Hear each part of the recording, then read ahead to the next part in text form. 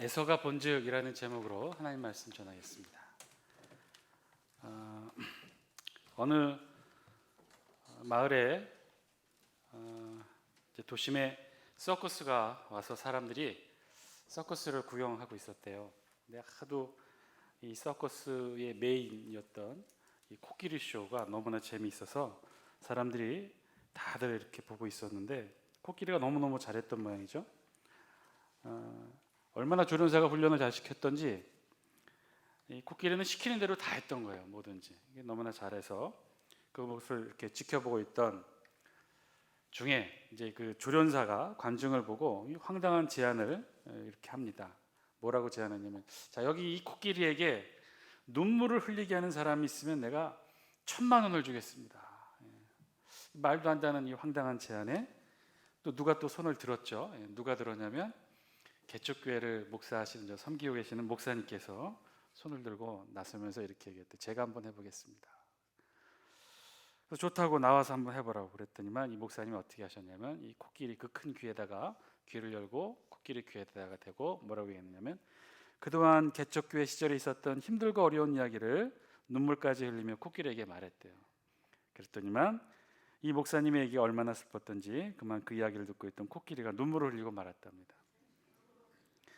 너무 황당하죠? 조련사가 너무 놀래가지고 한 가지 제안을 더 했어요. 그렇다면 목사님께서 이 코끼리의 앞발을, 두 발을 다 앞발을 들게 하면 내가 2,000만 원을 주겠습니다.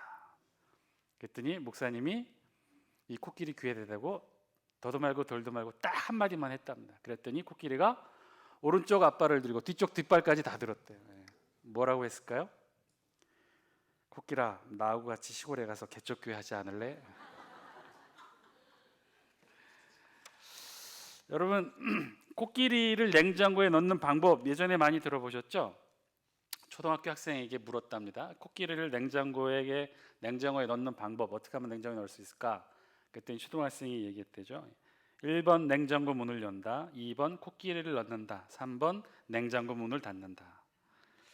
똑같이 물었대요. 초등학교 학생에게 기린을 냉장고에 넣는 방법, 1번 냉장고 문을 연다, 2번 코끼리를 꺼낸다, 3번 기린을 넣는다, 4번 냉장고 문을 닫는다. 여러분 어렸을 때 이 유머 많이 들으셨죠? 이 코끼리를 냉장고에 넣는 방법. 나중에는 막 좀 변형이 돼서 문과대 교수님한테 물었더니 교수님이 이렇게 했대죠. 코끼리 냉장고에 넣는 방법, 조교에게 시킨다. 공대생은 코끼리를 냉장고에 이렇게 넣는데요. 코끼리가 들어갈 수 있는 큰 냉장고를 만들어서 코끼리를 집어넣는다. 국가정보원, 국정원에서는요 이렇게 코끼리를 냉장고에 넣는데요. 생쥐 한 마리를 잡아서 열심히 고문해서 코끼리라고 자백을 받은 다음 그 생쥐를 냉장고에 넣는다. 철학과 학생들은 이렇게 하는데, 코끼리가 있는 장소를 냉장고라고 정의한다. 수학과 학생들, 코끼리를 냉장고 안에 넣을 정도로 미분한다. 그리고 코끼리를 냉장고 안에 넣고 냉장고 안에서 코끼리를 다시 적분한다. 우리 옛날에는 이런 거 가지고 이렇게 많이 말장난했던 기억이 나는데, 한편으로 이렇게 되돌아켜 보면 이게 도대체 뭐 이렇게 중요한 문제였을까라는 생각을 하게 되죠. 왜 코끼리를 냉장고에 넣는 이 발상을 하게 됐을까? 그러고 보면 옛날에는 참 할 일이 많았나 봅니다. 이런 것들도 고민하고, 우리 교회에서도 이야기가 유행이 됐었어요. 우리 교회에서도 코끼리를 냉장고에 넣는 방법이 있었어요. 제가 부목사 시절에 우리들이 자주 이야기했는데, 어떻게 하면 냉장고에 넣을 수 있을까요? 담임 목사가 부목사에게 코끼리를 냉장고에 넣으라고 시킨다. 그러면 넣을 수 있답니다. 대학병원에서는 어떻게 하느냐? 코끼리를 냉장고에 넣으라고 인턴에게 시킨다. 인턴은 뭐든지 다 한답니다. 이런 이야기를 들으면서 한편으로 그런 생각도 했습니다. 참 정말 다양한 방법이 있구나. 각자의 시각에 따라서, 상황에 따라서, 처해진 환경에 따라서 보는 다양한 방법이 있겠구나라는 생각을 해보게 됐습니다. 제가 왜 오늘 이 이야기를 꺼내면서 본문을 들어가게 되었냐면요, 오늘 본문에 사실은 본문의 내용에 그렇게 길지 않은 내용이지만 여기에 서로 다른 시각들이 존재해요. 특히 오늘 본문 창세기 28장 1절로 9절에는요 서로 다른 시각들이 존재하고 있음을 우리 성경이 보여줍니다. 우리 다 함께 28장 1절과 2절 말씀 같이 한번 읽어볼까요? 1절 2절 시작. 이삭이 야곱을 불러 그에게 축복하고 또 당부하여 이르되 너는 가나안 사람의 딸들 중에서 아내를 맞이하지 말고 일어나 밧단 아람으로 가서 내 외조부 부두엘의 집에 이르러 거기서 내 외삼촌 라반의 딸 중에서 아내를 맞이하라. 아멘. 오늘 본문 28장 1절 2절 말씀은요 특별히 1절에는요 뭐라고 시작하냐면요 이삭이 지금 누구를 축복했다고 그랬어요? 야곱을 불러 그에게 축복했다고 그랬어요. 야곱을 불러서 이삭이 야곱을 불러서 축복하는 내용으로 28장이 시작을 합니다. 실제 이 이삭의 야곱을 향한 축복의 말씀이 우리 성경 3절과 4절에 기록되어 있어요. 아주 자세하게. 근데 이것은 사실 그 앞장에서 야곱을 에서인 줄 알고 축복했던 그 축복과는 조금 내용의 결을 좀 달리합니다. 어쨌든 이삭은요 지금 28장 1절에 무엇으로 시작하냐면 야곱을 불러다가 축복했다라고 하는 말씀으로 시작해요. 이것은요 놀라운 사실이에요. 왜냐? 이 앞장 바로 28장 앞장의 사건이 무슨 사건이었죠? 야곱이 아버지를 속이고 형 에서를 속여서 지금 형 장자 에서가 받아야 될 장자의 축복을 지금 아버지를 속여 자신이 받아냈단 말이에요. 이 일로 인해서 아버지 이삭도 분노가 일었을 것이고 형 에서는 두말할 것 없이 지금 야곱은 큰 죄를 저질렀어요. 사실은 이삭 이 아버지지만 화가 났을 거예요. 허탈하고 속았다는 분노의 마음이 가득했을 텐데 그럼에도 불구하고 지금 이삭이 어떻게 했다는 거예요? 야곱을 불러다가 혼내지도 아니하고 저주하지도 아니하고 어떻게 했다고 그랬어요? 축복했다고 그랬어요. 여기에는 사실 아버지 이삭이 바라보는 야곱의 시선이 있기도 합니다. 아버지 이삭은요 야곱을 바라볼 때 한편으론 치근했지요. 지금 아들 야곱이 아버지를 속이고 형을 속이고 그래서 장자의 축복을 빼앗았지만 결국은 지금 어떻게 됐습니까? 이 야곱은 형 에서의 생명의 위협 앞에 놓이게 된 것 아버지 이삭이 모르지는 않았겠죠. 알고 있었겠죠. 장자 에서를 더 사랑했지만 그래도 둘째 아들 야곱도 아버지 이삭의 아들인 것은 마찬가지였겠죠. 그러나 일이 이렇게 되어 어쩔 수 없이 형 에서의 생명의 위협을 받고 있는 야곱, 그를 위해 이 늙은 아버지 이삭은요 해줄 수 있는 것이 아무것도 없었어요. 그저 애처롭게 바라만 볼 수밖에 없었겠죠. 바로 그러던 차에 어떤 일이 있었느냐? 자신의 아내 리브가가 좋은 제안을 해요. 어떤 제안이냐? 이것은 바로 28장 앞장에 있었던 27장의 끝부분의 말씀이에요. 27장 46절에 보면 우리 영상을 통해서 같이 한번 볼까요? 27장 46절 함께 읽겠습니다. 시작. 리브가가 이삭에게 이르되 내가 햇사람의 딸들로 말미암아 내 삶이 싫어졌거늘 야곱이 만일 이 땅의 딸들 곧 그들과 같은 햇사람의 딸들 중에서 아내를 맞이하면 내 삶이 내게 무슨 재미가 있으리까. 아멘. 이삭은요 바로 전장 마지막 절에서 이 아내 리브가에게 한 가지 제안을 받아요. 리브가가 어떤 제안을 이삭에게 하느냐면 자신이 햇사람의 딸들로 인해 삶이 싫어지게 되었다는 거예요. 그러니 똑같이 야곱에게서도 이 가나안의 딸들로 아내를 삼게 되면 자신이 똑같이 상처를 받게 되니 그러지 말자는 거예요. 느닷없이 리브가는요 햇사람의 딸들로 인해 삶이 싫어지게 됐다라고 표현하고, 이게 무슨 뜻일까요? 사실 이 부분에서는요 에서도 공감하는 부분이 있어요. 우리 다 함께 26장 34절 35절 말씀 우리 영상을 통해서 같이 한번 읽어볼까요? 26장에 있는 건데요, 같이 한번 읽겠습니다. 시작. 에서가 40세에 해쪽 속 부에리의 딸 유딧과 해쪽 속 엘론의 딸 바스맛을 아내로 맞이하였더니 그들이 이삭과 리브가의 마음에 근심이 되었더라. 아멘. 자, 참 이게 무슨 얘기냐? 리브가가 왜 갑자기 이런 말을 꺼냈느냐? 이것은 지금 누구를 빗대어 얘기한 것이냐면 첫째 아들 에서가 예전에 26장에 뭐라고 되어 있냐면 해쪽 속 딸 이 유딧과 바스맛에게 결혼을 했다는 거예요. 에서가 이 며느리를 데려갔는데 그것도 한 사람이 아니라 두 사람을 한꺼번에 데려왔는데 다 해쪽 속 이방 족속이었다는 것이죠. 26장 즉 야곱이 이삭을 속여 축복을 가로채기 훨씬 전에 이미 에서가 결혼을 했는데 그 결혼한 여인들이 하나도 아니고 둘이고 둘 다 이방인이었다는 거예요. 이방인. 그런데 이것이 왜 그 부모 이삭과 리브가의 근심이 되었을까요? 일단 일부 일처제 하나님의 뜻에 어긋나서기도 하겠죠.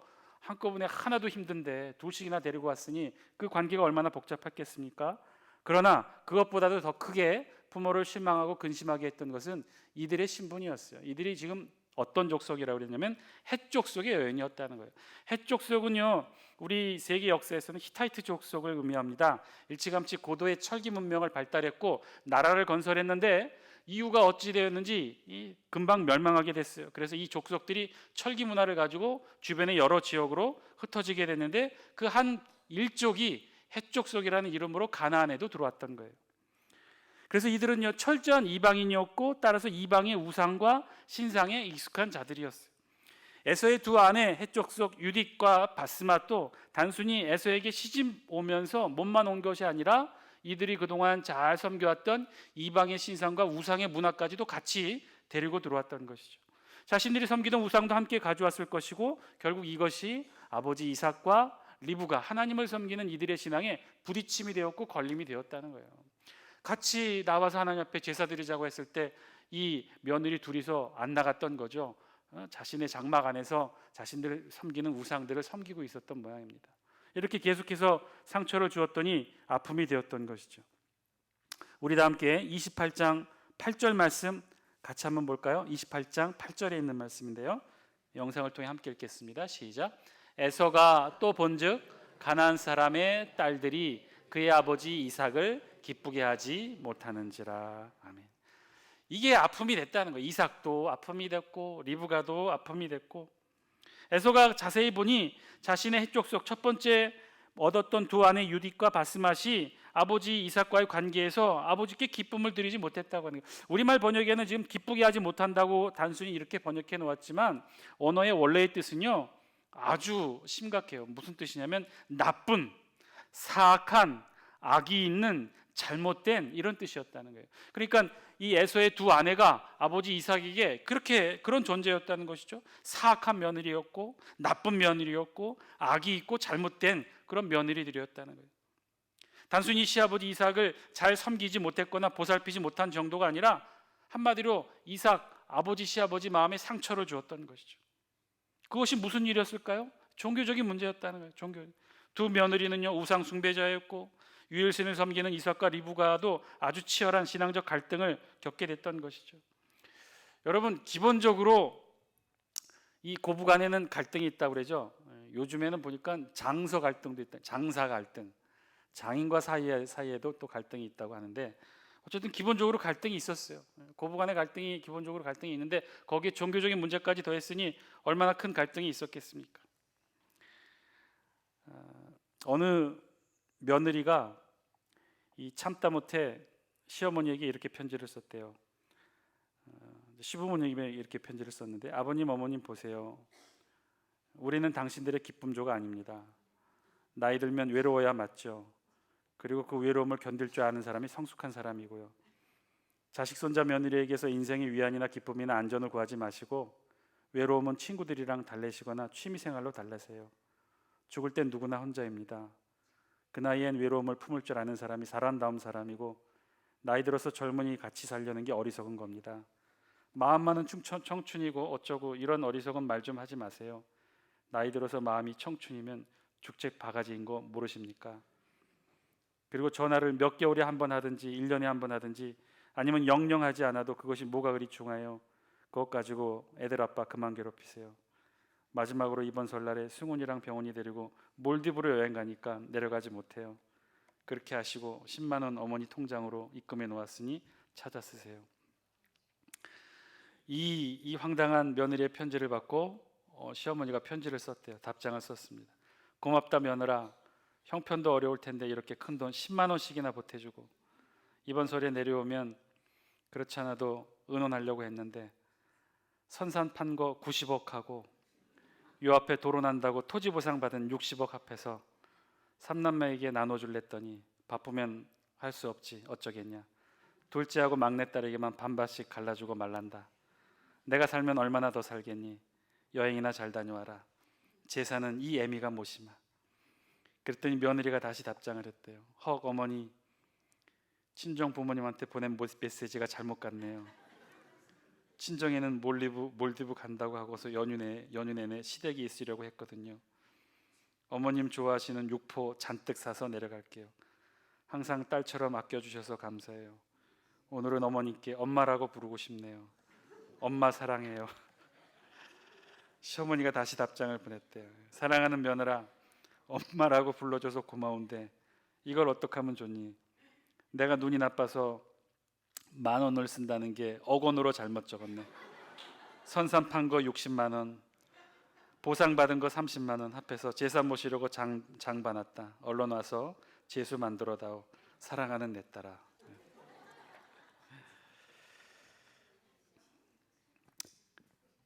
여러분에게는 이런 고부간의 갈등이 없기를 바랍니다. 있죠. 갈등이 있겠죠. 왜 남남이 만나서 가족을 이루는데 왜 갈등이 없겠습니까? 지금 이 리브가도 이 에서가 얻어왔던 이 이방 족속 두 며느리에게 받았던 상처가 있었던 거예요. 그 상처를 지금 이삭에게 이 사실을 상기시키면서 자신의 둘째 아들마저 이 땅의 여자 가나안 여자가 결혼을 시켰다가는 지금도 상처인데 또 다른 상처를 또 받게 될 것이니 이런 고통을 또 당해야 할 것 같으니 야곱은 여기서 아내를 고르게 하지 말고 외조부 자신의 부두엘의 외삼촌 라반의 오빠의 집 딸들 중에서 아내를 고르게 하자고 이삭에게 슬며시 제안했던 것이죠. 그래서 이삭은요 지금 이 리브가의 말이 옳다고 여겼고 그래서 야곱을 불러 외삼촌 라반에게 떠나보내고 있는 거예요. 사실은 원래 28장 첫 시작은 어떻게 시작해 맞습니까? 야곱을 불러다가 혼을 내주던가 아니면 이삭도 아버지인 이상 어머니와 같은 마음으로 형 에서에게 죽게 생겼으니 몰래 야반도주 시키는 것이 맞겠죠. 그런데 지금 불러다가 어떻게 합니까? 당당하게 축복하고 그리고 외삼촌 라반에게 당당하게 떠나라고 명을 주고 있는 거예요. 둘째 아들 야곱이 믿기도 하고 한편으로는 에서의 생명 위협 가운데 야곱이 불쌍하기도 하지만 달리 방법이 없었는데 지금 아내 리브가가 좋은 제안을 했던 거예요. 그러니 이삭은요 야곱을 불러다가 축복해요. 그리고 이삭에게 야곱은 또 명을 내리죠. 외삼촌 라반의 딸들과 신부감을 구하러 떠나라고 명까지 줍니다. 결국 야곱은요 이 이삭의 명을 받아서 외삼촌 라반의 집 밧단 아람으로 떠나는 긴 여정의 길을 올라요. 이 이삭이 아내 리브가를 구할 때 이 여정의 길에 그의 하인이 같이 가서 이 리브가를 신부감을 구해왔다고 했죠. 그때도 제가 말씀드렸지만 이 길이 가나안에서 하란 밧단 아람까지 이 길이 굉장히 긴 길이었어요. 800km였어요. 지금도 800km면 가려면 한참을 가야 되는데 그 시대에는 더 많이 걸렸겠죠. 한 달 이상, 한 달 남짓 걸리는 그런 시간이었을 거예요. 그런데 야곱은 그거보다도 더 오랜 시간이 걸렸죠. 갔다 돌아오는데 얼마나 걸렸습니까? 20년이 걸렸죠. 사랑하는 장수교 성도 여러분, 오늘 본문을 통해 하나님께서 우리에게 주시는 하나님의 음성 저와 여러분들이 들을 수 있게 되길 바랍니다. 야곱은요 그래서 밧단 아람으로 떠나게 되었어요. 그것도 아버지 이삭의 축복을 받으며 떠나게 돼요. 여러분 사실 오늘 이 야곱의 밧단 아람으로 떠나는 과정이 사실은 매우 의외의 상황인 것은 제가 말씀드려서 잘 알고 있을 거예요. 앞장 27장의 마지막은요 야곱에게 속은 에서의 살이에 찬 다짐으로 끝나요. 에서가 야곱을 미워하여 심중에 이르기를 아버지를 곡할 때가 가까웠은즉 내가 내 아우 야곱을 죽이리라. 에서는 야곱을 꼭 죽이겠다고 맹세를 하죠. 옆에서 이 말을 들었던 어머니 리브가 야곱에게 이 사실을 알리고 외삼촌 라반의 집으로 피신하도록 권면하지요. 이것이 27장의 마지막의 내용이었어요. 사실 그랬어요. 야곱은 형을 속이고 아버지를 속이고 형 장자의 명분을 빼앗고 장자의 축복까지도 가로챘죠. 그래서 사실 야곱은 위험한 상황이었어요. 아마도 어머니 리브가의 이 27장 46절에 제안이 없었다면, 그리고 이 제안을 아버지 이삭이 받지 않았다면 야곱은 사실 앞장 27장 마지막에 한 줄 더 이렇게 기록되었을지도 몰라요. 야곱은 그리하여 하란 땅 외삼촌 라반에게로 야반도주하였더라. 그런데 어떻게 되었나요? 그것이 바뀌었어요. 27장에 28장에서는요 에서는 이삭은 이 야곱은 상황이 반전되었어요. 아버지 이삭의 축복을 받으며 밧단 아람 외삼촌의 라반에게로 신부감을 구하러 가는 야곱이 된 것이, 그것도 식구들 다 모아놓고 그 자리에는 에서도 있었을 텐데, 칼을 갈고 있는 에서가 있었는데 그 자리에서 아버지가 이삭이 야곱을 축복하고 그리고 신부감 구해오라고 명을 주어서 여비와 이 여행에 필요한 모든 것들을 갖춰서 야곱을 떠나보내는 것이죠. 야반도주 대신에 당당하게 아버지의 축복을 받으며 떠나게 된 것입니다. 사랑하는 장수교 성도 여러분, 이 모든 것 사실은 하나님의 은혜지요. 리브가는요 야곱을 피신시키려고 라반에게 야반 도주로 야곱을 보내려 했지만 하나님은 야곱을 어떻게 했어요? 아버지 이삭을 축복을 받으며 신부감을 구하기 위해 떠나는 길로 만드셨어요. 어디 그뿐입니까? 여기서 갔다 온 20년 후에 어떻게 됐습니까? 진짜 하나님이 야곱에게 주시고자 원했던 그 축복, 물질의 축복, 자녀의 축복, 거부가 되어 12명의 아들들을 데리고 귀환하게 되지요.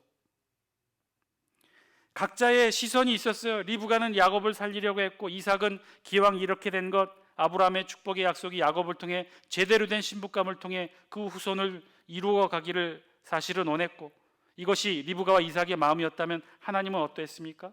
그런데 하나님은요 오히려 이 일을 통해 야곱이 진정한 하나님의 축복을 이루고 거부가 되고 12명의 자식을 이루며 이스라엘 민족의 태동을 이루는 기초를 만들려고 하나님이 이끄셨죠.